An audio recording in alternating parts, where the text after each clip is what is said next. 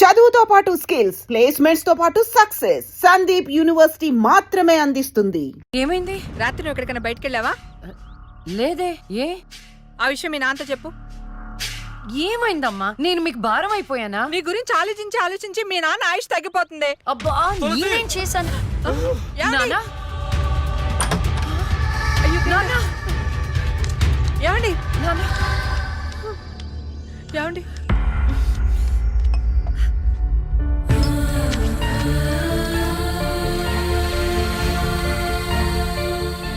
అమ్మా, టాబ్లెట్స్ అయిపోయినాయి. నేను వెళ్ళి తీసుకొస్తాను. త్వరగా వచ్చేస్తాను. లక్ష్మి తెలుసా? నాకు తెలియదు. ఈ అమ్మాయి తెలియదయా. చెప్పో. గాంధీనగర్ 2వ వీధిలో ఉంటారు సార్. అంతకు మించి నాకేం తెలియదు సార్.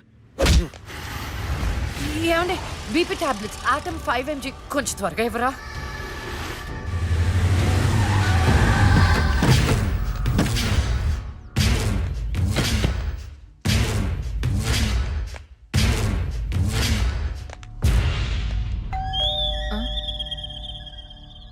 ఒక నిమిషం అండి. ఎవరండి? ఎవరు మీరు?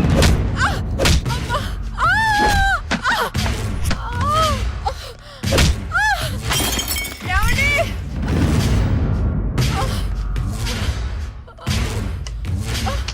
ఎక్కడే నీ కూతురు? ఎవరు మీరు? లక్ష్మి ఎక్కడా? ఏమండి?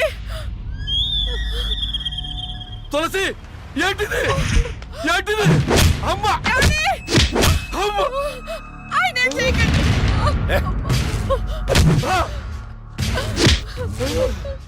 నీ కూతురు లక్ష్మి ఎక్కడా? మొన్న రాహుల్ని చంపింది, నిన్న నా తమ్ముని చంపింది. ఎక్కడా? తులసి!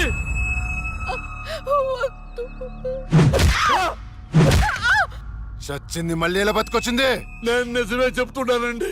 మమ్మల్ని చేయకండి. మా లక్ష్మి అప్పుడే చచ్చిపోయిందండి. మీరే కదా చంపేశారు. ఇప్పుడు మాతో ఉండేది నా రెండో కూతురు ప్రియా అండి. ప్రియా? అవునండి. రే, ఏంట్రా నీ చెప్పేది? మాకు కవల పిల్లలు. అది ఫారెన్ లో ఎంఎస్ చేసి ఈ మధ్య ఇండియా వచ్చిందండి. ఏంటి ప్రభు? ఒక్క నిమిషం టైం ఇవ్వండి. ఒక్క నిమిషం ప్లీజ్.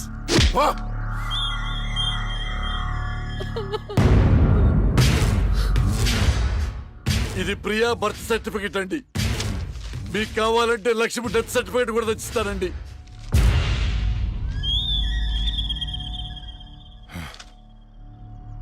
ఎక్కడో కొడుతుందిరా. ఒకసారి ప్రియని పిలు. ఇంట్లో లేదండి. ఎక్కడికి వెళ్ళింది? తెలియదండి. అంటే నువ్వు చెప్పకపోతే నేను పట్టుకోలేనా? పట్టుకుంటా. 2 రోజుల్లో పట్టుకుంటా. నీతో సహా ఎవరిని వదిలిపెట్టనని చెప్తున్నా.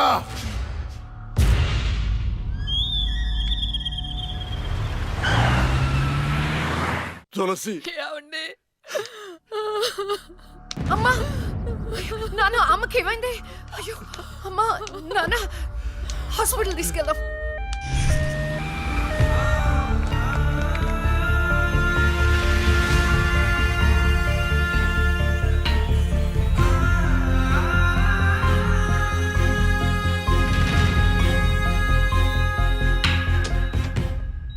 సిస్టర్, పేషెంట్ కి ఓ పాజిటివ్ బ్లడ్ కావాలి మేడం. నాది అదే blood group.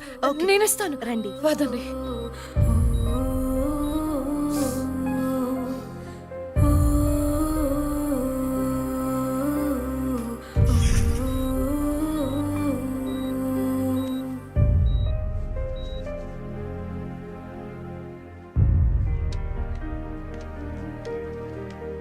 Lakshmi, nothing to worry.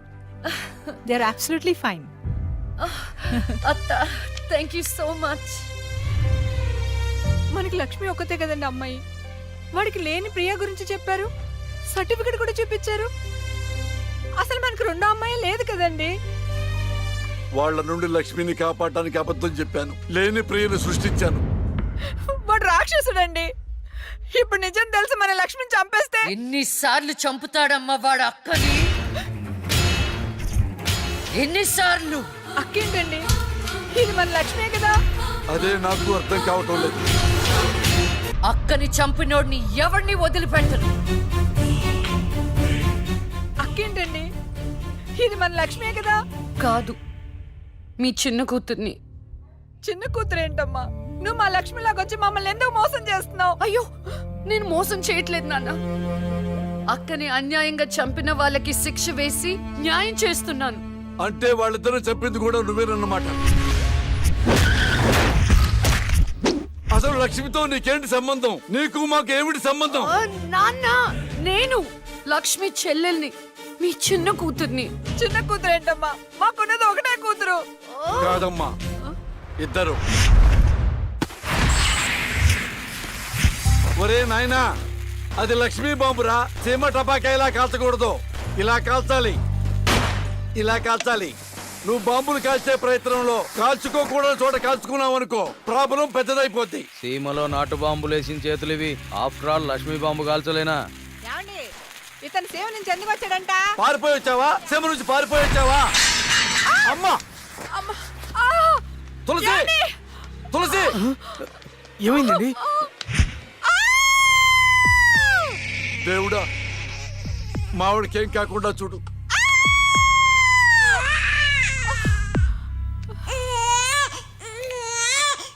ఏమయ్యా? డాక్టర్ గారు, షీఈ్ ఫైన్, తనకి ఏం కాలేదు. చాలా థాంక్స్ డాక్టర్ గారండి. కానీ నీకు ఆడపిల్ల పుట్టిందయ్యా. ఆడపిల్ల అయితే ఏంటండి, మా ఇంట్లో మహాలక్ష్మి పుట్టింది.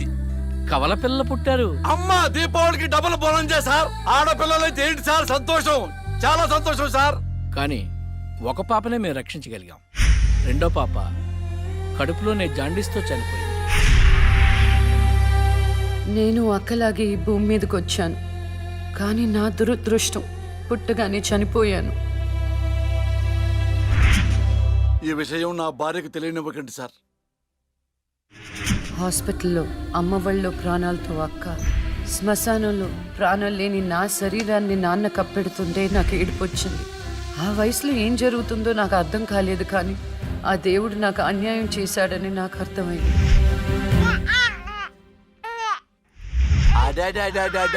ఎంత బాగున్నావమ్మా తులసి. పాపత్సం నాలాగానే ఉంది. ఏమండి, నేను మత్తులో ఉన్నప్పుడు నాకు వింత కల వచ్చిందండి. ఏంటా వింత కల? మనకి కమల పిల్లలు పుట్టారని మీరు ఆనందంతో హాస్పిటల్ అంతా స్వీట్స్ పంచిపెట్టారంట. ఏంటండి ఏదో ఆలోచిస్తున్నారు? కవల పిల్లలు పుట్టపోతే ఏంటే, బంగారం లాంటి బిడ్డను కన్నావు. అవునండి, నిజంగా మన బిడ్డ బంగారమే.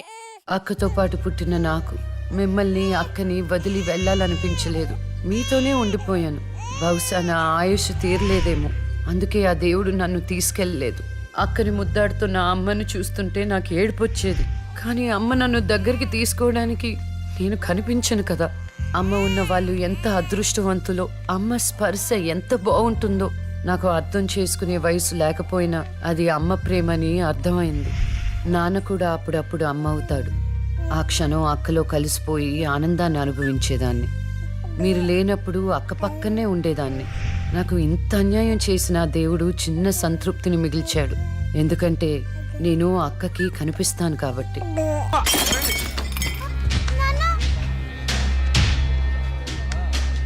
ఒకరోజు కోర్టులో నాన్నకి జరిగిన చిన్న అవమానానికి అక్కలో ఉన్న నేను జడ్జ్ అవ్వాలని నిర్ణయించుకున్నా. అక్క ఎక్కడున్నా నేను అక్కతో పాటే ఉండేదాన్ని. నేను తనకి కనిపిస్తానన్న విషయం అమ్మా నాన్నలతో చెప్పకూడదని ఇద్దరం ప్రామిస్ చేసుకున్నాం, ఎందుకంటే నన్ను పంపించేస్తారేమోనన్న భయం. అలా 7 సంవత్సరాల పాటు అక్క నేను కలిసి పెరిగాం. అమ్మా నాన్నల ప్రేమ నేను కూడా అక్కలాగే పొందాను. ఒకరోజు అక్కకి జ్వరం వస్తే డాక్టర్ దగ్గరికి వెళ్ళాం. పాపకి టాబ్లెట్లు వాడండి. చాలా సంతోషం డాక్టర్ గారు, వస్తాం. నమస్తే. రామ్మా. మీ పాప అండి? అవునమ్మా, ఎంత పెద్దదైపోయింది. మీ హాస్పిటల్లోనే కదా పురుడు పోశారు. ఉంటానమ్మా. ఆ తాగుబోతు డాక్టర్ ఆ రోజు తాగేసి పాపకు ఆపరేషన్ చేశాడు. పాపం ఆ పాప నరం కట్టయి చనిపోయింది. లేకపోతే ఆ పాపకి కవల చెల్లుండేది.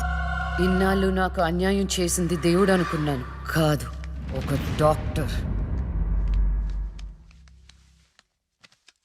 పాపా, నువ్వు ఈ టాబ్లెట్లు వేసుకుంటే అన్నీ తగ్గిపోతాయి నా బంగారం. కాదు నాన్న, యొక్క టాబ్లెట్ నాన్న, ప్లీజ్ నాన్న. ఆ చిన్ని తల్లి జ్వరం తగ్గిపోద్ది నాన్న బుజ్జు నా బంగారు తల్లి.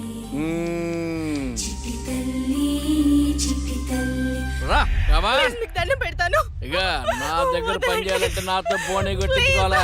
నన్ను వదిలిపెట్టండి. Come on darling.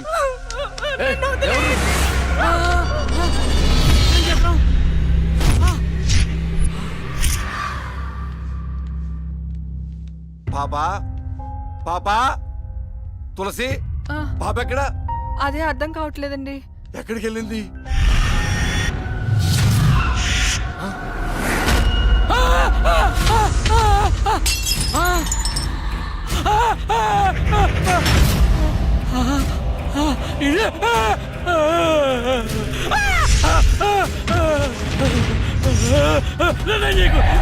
నీ దండం పెడతా.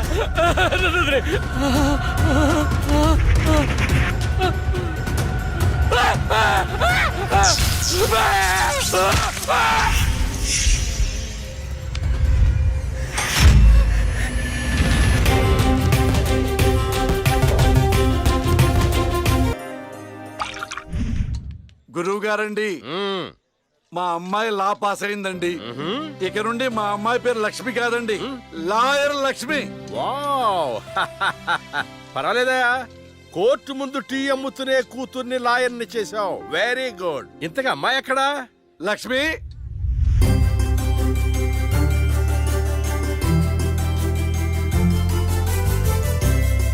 ఏంటి నాన్న పిలిచారు? సార్, మా అమ్మాయి లక్ష్మి. నమస్కారం అండి. అమ్మా నరసింహరావు గారని పెద్ద లాయరు. అవునా? వయసులోనా? కాదురా, మామూలుగా కూడా పెద్ద లాయరేనమ్మా. నేను మీ గురించి చాలా విన్నానండి. అంటే సాక్ష్యాలతో సంబంధం లేకుండా ఎలాగైనా కేసు మీ వైపు మలుచుకుంటారని విన్నాను. అదేనమ్మా లాయర్ తెలివితేటలు. అది సరే, ఇంతకీ నువ్వు సొంతగా ప్రాక్టీస్ చేద్దాం అనుకుంటున్నావా, లేక నాలాంటి వాడి దగ్గర అసిస్టెంట్ గా చేద్దాం అనుకుంటున్నావా? అంటే ఇంకొకరి దగ్గర చేస్తే వాళ్ళ ఇన్ఫ్లుయెన్స్ నా పైన పడుతుంది కదండి. అలా కాకుండా డైరెక్ట్ గా ప్రాక్టీస్ చేద్దామని అనుకుంటున్నాను. నేను నాలా ఉండాలని. గుడ్. వాయిస్ దేముంది సార్, మనుషులందరి దగ్గర ఉంటుంది. లాయర్ కి ఉండాల్సింది ఆనెస్టీ. అది నా దగ్గర ఉంది సార్. హానెస్టీ, నిజాయితీ. చూద్దాం నీ నిజాయితీతో ఎన్ని కేసులు గెలుస్తావో. All the best. అమ్మా చూసావా, నువ్వు నోరు తెరిస్తే అవతల వాడు నోరు ఎలా మూతపడిందో, కోర్టులో కూడా ఎలాగ చంపేయాలా. నాన్న, నాకు మంచి చాయ్ పెట్టి. ఏయ్, నా బంగారు తల్లికి మంచి చాయ్ రెడీ చేయరా. మా అమ్మాయి లాయర్ అయిందండి. శుభం. తన పేరుతో అర్చన చేయించండి. అలాగేనమ్మా. శుక్లాం భరధరం విష్ణుం శశివర్ణం చతుర్భుజం ప్రసన్నవదనం ధ్యాయేత్ సర్వ విఘ్నోపశాంతయే ఇష్టకామ్యార్థ ఫల సిద్ధిరస్తు.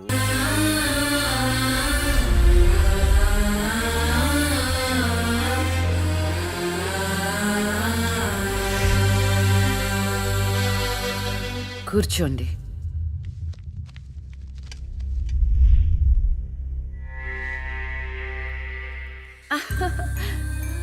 All the best. Proceed. Your honour, ఈ బోనులో ఉన్న రాజీవ్ అనే యువకుడు స్వయానా ఎమ్మెల్యే గారి ముద్దుల కొడుకు. వాళ్ళ నాన్నగారు అధికారంలో ఉన్నారన్న అహంకారంతో నడి రోడ్డు మీద ఒక యువతిని అందరూ చూస్తుండగానే తన కారులోకి లాగి మానభంగం చేశాడు. అంతేకాదు యువర్ ఆనర్, అదే కారుతో ఆ అమ్మాయిని గుద్ది చంపేశాడు యువర్ ఆనర్. ఈ ఘటన జరిగి 4 సంవత్సరాలు అవుతుంది. ఈ రాజీవే హంతకుడని అందరికీ తెలుసు, కానీ ఇంతవరకు నిందితుడికి శిక్ష పడలేదు your honour. Objection your honour. Objection sustained. Thank you. ఈ పేపర్లో, టీవీల్లో వచ్చిన వార్తల ఆధారంగా శిక్షిస్తూ పోతే జైళ్లు నిండేవి యువర్ ఆనర్. ఈయన క్లయింట్ ఎమ్మెల్యే గారి కొడుకు అవటం వలన అతన్ని రాజకీయంగా దెబ్బ కొట్టాలనే ఉద్దేశంతో ఈ ప్రతిపక్షాలన్నీ ఏకమై ఈ ఛానళ్ల వాళ్ళతో కలిసి పనిన కుట్ర మాత్రమే ఇది. ఈ రాజీవ్కి చనిపోయిన అమ్మాయికి ఎలాంటి సంబంధమూ లేదని తమరికి విన్నవించుకుంటూ అతన్ని నిర్దోషిగా భావిస్తారని ఆశిస్తున్నారు. That's all your honour. Objection your honour.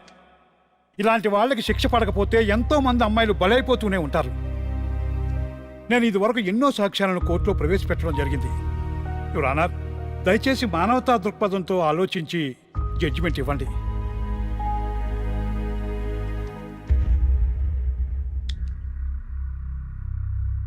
ఈ కేసు పూర్వాపరాలు పరిశీలించిన మీదట సాక్ష్యాధారాలు తారుమారు చేసి ఈ కేస్ని పక్కదారి పట్టించడానికి ప్రయత్నం జరిగిందని నాకు అర్థమైంది.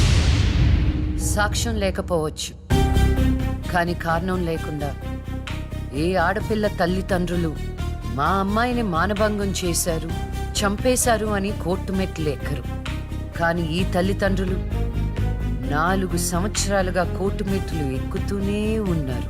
ఈ రోజు వరకు న్యాయం కోసం తిరిగి తిరిగి అలసిపోయిన వాళ్ళ కాళ్ళకి, నా తీర్పు కోసం ఎదురు చూస్తున్న వాళ్ళ కళ్ళకి విశ్రాంతి ఇవ్వాలని నిర్ణయించుకున్నాను.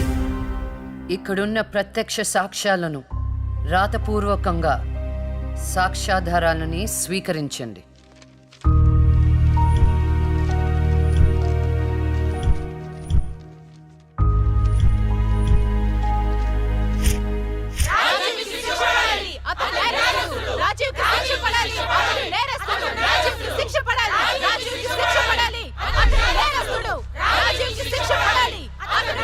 Order, order, order!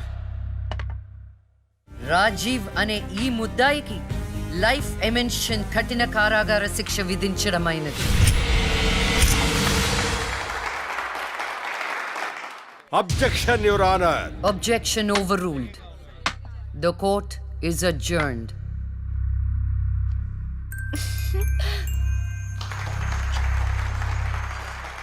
ఏమే, కొత్తగా వచ్చింది అంటే ఏ సీమ టపాకాయో సిసింద్రియో అనుకున్నాం.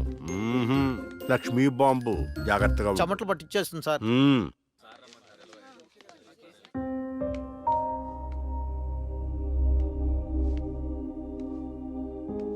హలో హలో, అందరూ ఒకే దగ్గర ఉన్నారు. ఏంటి స్పెషల్?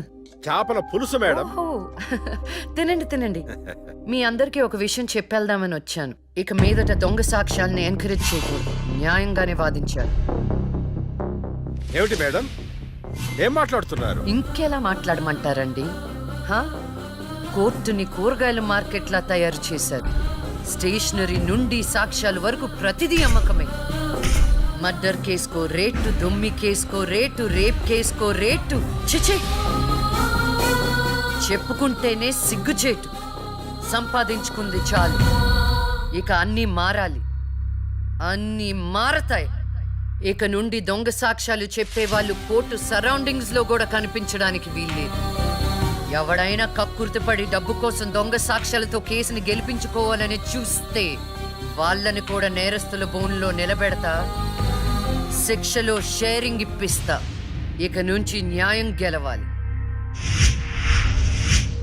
న్యాయమే గెలవాలి. న్యాయమే గెలవాలి. న్యాయమే గెలవాలి.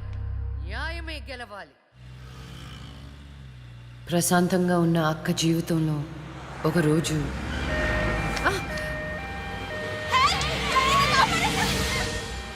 అంబులెన్స్ లో అమ్మాయిల ఫాలో అవ్వ. జాగ్రత్త.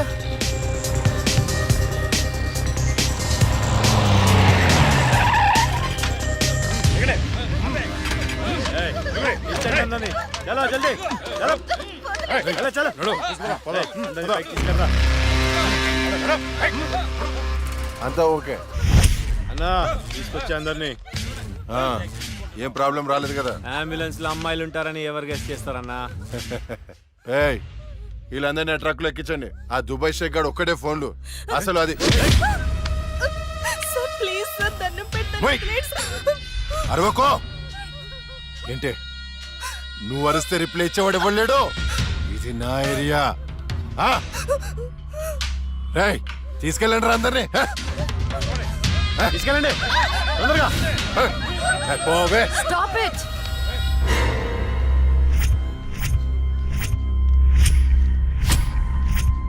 ఇవ్వచ్చువే నువ్వు. అది తర్వాత. హాస్పిటల్ కి వెళ్లాల్సిన బండి ఇక్కడికి వచ్చిందేంటి? ఏంటి పాప క్లారిఫికేషన్ కావాలంట? రేయ్, ఇచ్చేయండి రా.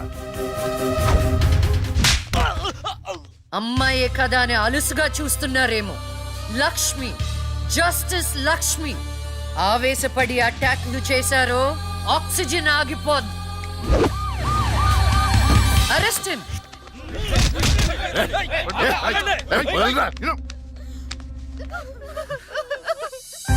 అయ్యో, ఏడవకండి అమ్మా, ఎడవద్దు, ఊరుకోండి. ఎడవద్దు.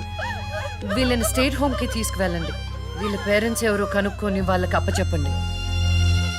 నిన్న స్వామీజీ దగ్గరికి వెళ్తే నా టైం బాగుందన్నాడు. ఏంటి ఇలా జరుగుతుంది? అమ్మాయిల అక్రమ రవాణా కేసు మినిమం 10 సంవత్సరాలు శిక్ష పడుతుంది. నిన్ను శిక్ష ఎన్నేళ్లు పడుతుందని అడగట్లేదు, నన్ను శిక్ష నుంచి తప్పించగలవా అని అడుగుతున్నా. తప్పించడానికి అక్కడ ఉంది ఎవరు? ఎవరు? లక్ష్మీబాంబ. అంతేగా? చాలా కరెక్ట్ ఇన్ఫర్మేషన్ చెప్పావు నాయన. నా కేసు వాదిస్తే నువ్వెంత డబ్బు అడిగితే అంత ఇస్తాను. వాదిస్తాను, కానీ గెలుస్తావని నమ్మకం మాత్రం లేదు. కానీ నువ్వు గెలవాలి. నువ్వు గెలవాలి అంటే లక్ష్మి నీకు ఫేవర్ గా జడ్జిమెంట్ చెప్పాలి. ఇదే నేను నీకు ఇచ్చే సిన్సియర్ సజెషన్. వస్తా ఏమయ్యా, వస్తా.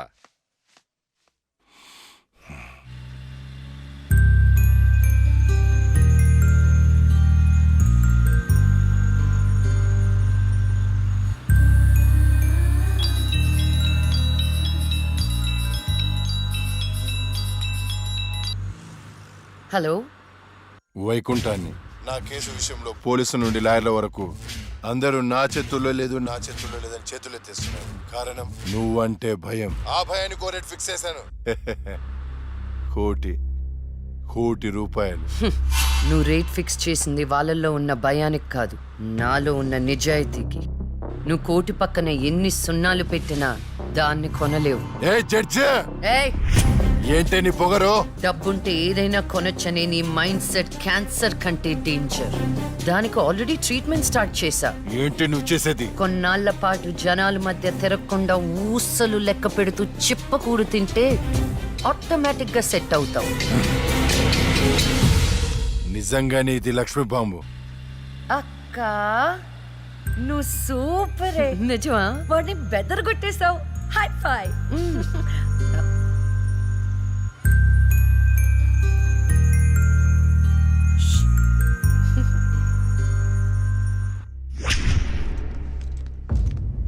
కంటిన్యూ. అంత మాత్రానికి నా క్లయింట్ని నేరస్తుడు అనడం భావ్యం కాదు. పట్టుబడిన 10 మంది అమ్మాయిలు ఇచ్చిన స్టేట్మెంట్ ఆల్రెడీ మీకు సబ్మిట్ చేశాం. న్యాయాన్ని గెలిపించండి. సాక్ష్యాధారాలన్నీ పరిశీలించిన మీదట వైకుంఠం అనబడే ఈ ముద్దాయికి ఐపీసీ 302 సెక్షన్ ప్రకారం 7 సంవత్సరాల కఠిన కారాగార శిక్ష విధించడమైనది.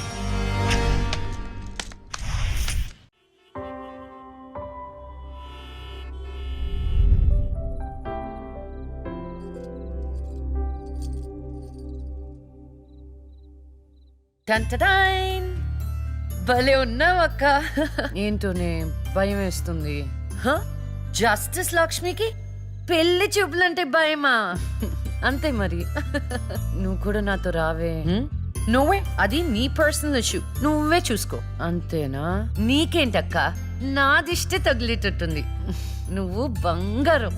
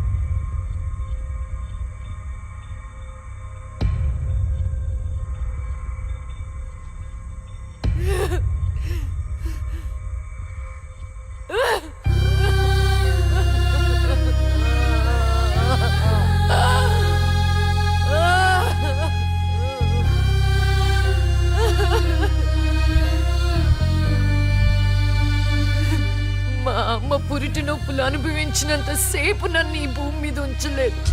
పుట్టగానే చంపేశావు. పోనీలే, అక్క పుట్టింది. అమ్మా నాన్నకి ఒక్కగానొక్క కూతురు అనుకున్నా. వాళ్ళైనా ఆనందంగా ఉంటారని ఆశించాను, కానీ దాన్ని కూడా చంపేశావు.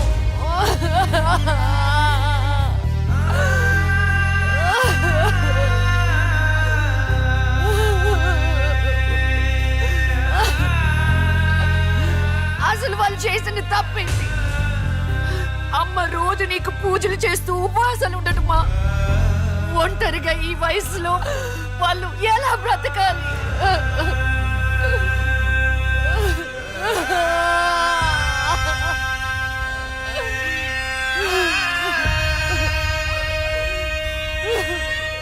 అక్కకు జరిగిన అన్యాయం చూసి తట్టుకోలేకపోయాను. పాపం ఆ దేవుడు కూడా చలించిపోయాడేమో. చిన్న వరం ఇచ్చాడు. అప్పుడప్పుడు అక్క శరీరంలోకి వెళ్ళే నేను శాశ్వతంగా తన శరీరంలో ఉండిపోయాను.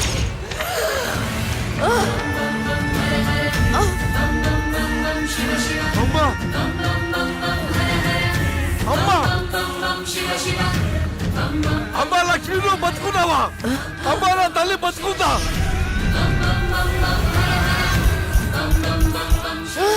అమ్మా నాన్న, అమ్మా మీకేం కాలేదు కదా? నాకేం కాలేదు, నువ్వు పదమ్మా. అదే నాకేం కాలేదు నా తల్లి.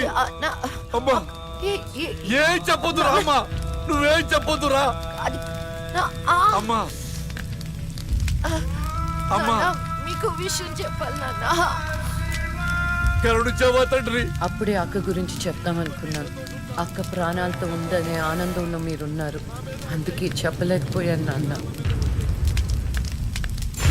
అమ్మా మనకి కోర్టులు న్యాయాలు వద్దు. ఏ ఊరైనా వెళ్ళి ప్రశాంతంగా బతుకుతావమ్మా. అది కాదు నాన్న, నా మాట ఒకసారి వినండి. అమ్మా నువ్వు బతుకున్నావని తెలిస్తే ఆ దుర్మార్గులు మళ్ళీ నిన్ను చంపేస్తారు. ఈసారి తట్టుకునే శక్తి నాకు లేదమ్మా. ప్రజల దృష్టిలో జస్టిస్ లక్ష్మి చచ్చిపోయింది. నా దృష్టిలో నా బంగారు తల్లి బతుకుంది. అమ్మా ఇన్నాళ్ళు జనం కోసం చాలా చేశావు. ఈ ఒక్కటి నా కోసం చెయ్యమ్మా. ఈ ఒక్కటి నా కోసం చెయ్యి తల్లి. అది కాదు నాన్న, ఒట్టే తల్లి, నేను చెప్పేది ఒకసారి వినండి. ఒట్టే తల్లి, ఒట్టే తల్లి, ఊ చెప్పు తల్లి.